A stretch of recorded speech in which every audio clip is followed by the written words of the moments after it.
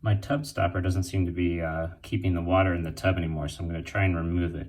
But I wasn't sure how immediately because it just seems to spin freely here.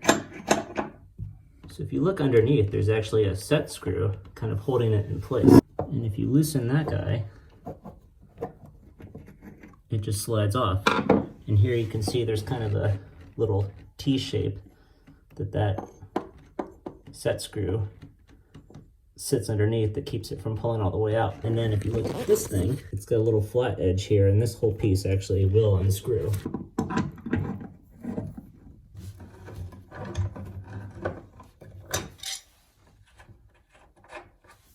So here's what this all looks like up close now in the light. So you get this piece that screws into the drain, and then this shoulder here keeps this piece locked on it when that set screw is tightened down a little, so then it can't go out this way.